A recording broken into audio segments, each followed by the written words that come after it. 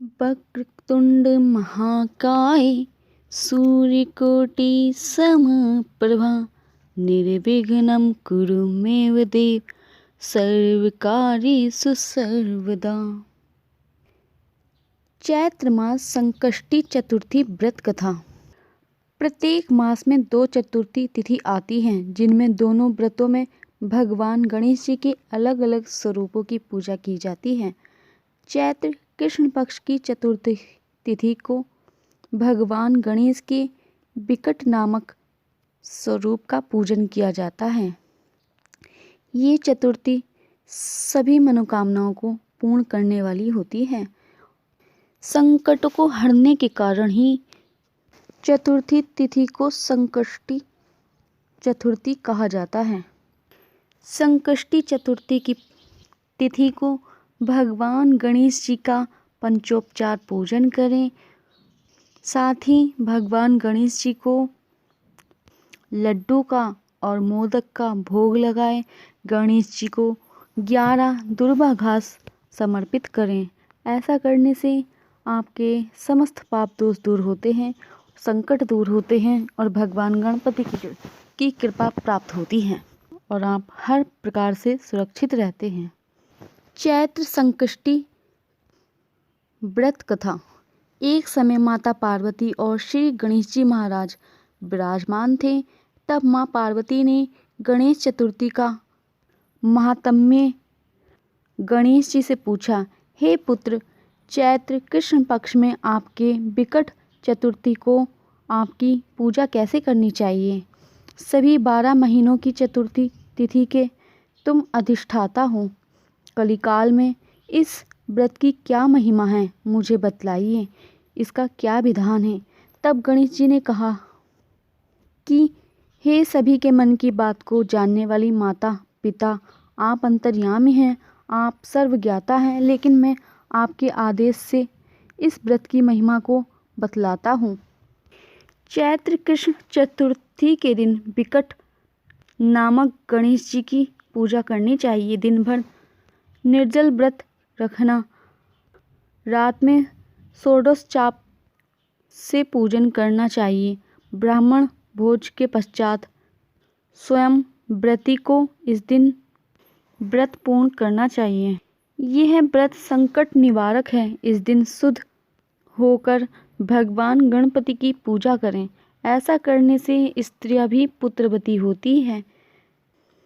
हे माता, इस व्रत की महिमा बहुत विचित्र है, मैं उसे कह रहा हूँ।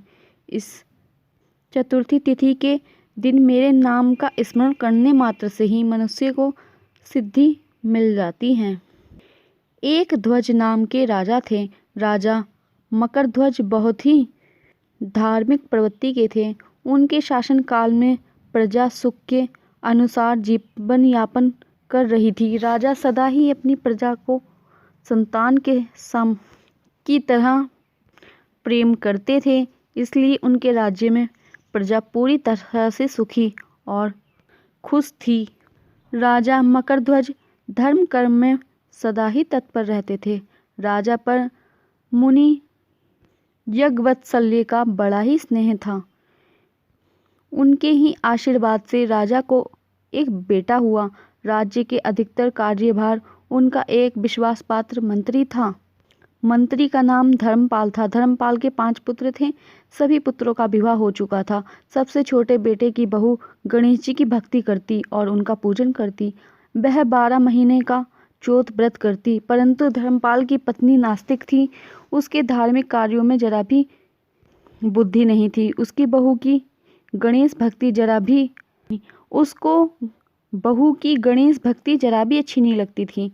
सास ने बहू के द्वारा गणेश पूजा को बंद करने के लिए कई उपाय किए, पर कोई उपाय सफल नहीं हुआ। बहू को भगवान गणेश जी पर पूर्ण श्रद्धा और विश्वास था, अतः वह विश्वास के साथ उनकी पूजा करती रही। गणेश जी भगवान बड़े ही विचित्र हैं। उन्होंने अपने भक्त के दुख दूर करने के लिए सास को सबक सिखाने का सोचा कि यदि मैं इसकी विपत्ति दूर नहीं करूँगा तो संसार में मुझे कौन मानेगा। गणेश जी ने अपनी लीला से राजा के पुत्र को खो दिया। फिर क्या था, पूरी नगरी में हाहाकार मच गया। राजा को लगा बेटे को खोने का इसने सास पर कभी संदेह नहीं होता था। सास व्याकुल होकर विलाप करने लगी। तब बहू ने सास से विनती कही, माँ जी, आप सभी के क्षणों में संकट हरने वाले विघ्नहर्ता गणेश जी का पूजन करें। वे विघ्न विनाशक हैं, आपका दुख दूर करेंगे। वे अपने भक्तों पर हमेशा ही कृपा बनाए रखते हैं। सास के पास इस संकट से उभरने का कोई रास्ता नहीं था।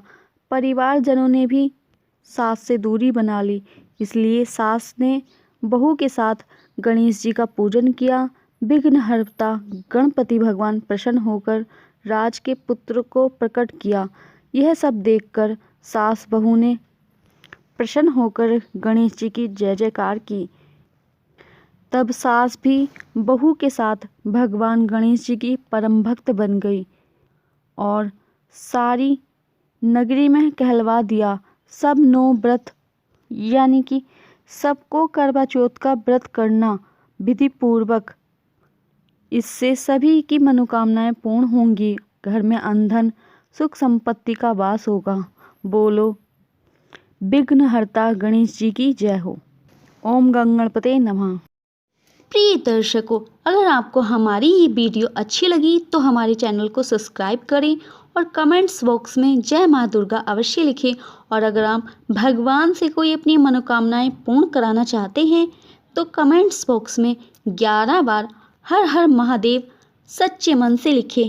आपकी मनोकामना अवश्य ही पूर्ण होगी। हर हर महादेव।